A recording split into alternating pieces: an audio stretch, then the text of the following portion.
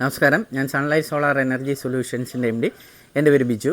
ഞാൻ നിങ്ങൾക്ക് ഇന്ന് പരിചയപ്പെടുത്താൻ പോകുന്നത് നമ്മൾ ഒരു സോളാർ പ്ലാന്റ് ചെയ്യണമെന്ന് തോന്നുന്ന ഒരാളാണെന്നുണ്ടെങ്കിൽ ഏറ്റവും മെയിനായിട്ട് ചിന്തിക്കേണ്ട ഒരു കാര്യങ്ങളെന്ന് പറഞ്ഞു കഴിഞ്ഞാൽ അതിനകത്ത് ഫസ്റ്റ് ഒന്ന് സോളാർ പാനൽ ഏതാണ്, ഏത് കമ്പനിയാണ്, അതിന് സൈറ്റ് സർവീസ് കിട്ടുന്നതാണോ, അതിന് എത്ര വാട്ട്സാണ്, അതിന് എത്ര എഫിഷ്യൻസി ഉണ്ട്, ഇത് നമ്മൾ മെയിനായിട്ട് ശ്രദ്ധിക്കണം. അതുപോലെ തന്നെ ഒരു ഇൻവെർട്ടർ വയ്ക്കുമ്പോൾ അതിന് എത്ര വർഷം വാറണ്ടി ഉണ്ടെന്നുള്ളത് ചോദിച്ച് വാങ്ങിക്കുക.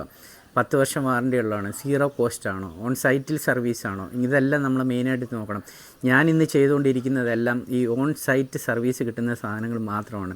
അതുകൊണ്ട് എനിക്ക് ഭാവിയിലേക്ക് യാതൊരു പ്രശ്നവുമില്ല, സമാധാനമായിട്ട് മുന്നോട്ട് പോകുന്നത്. 24 hours സൈറ്റിൽ സർവീസ് കിട്ടുന്ന പാനലായാലും ഇൻവെർട്ടറായാലും മാത്രമേ ഒരു സോളാർ പാനലിനകത്ത് വിൽക്കാൻ പാടുള്ളൂ.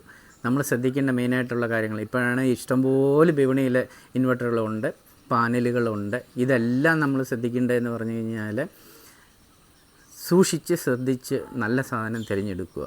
ആവശ്യമുള്ളവർ എന്നെ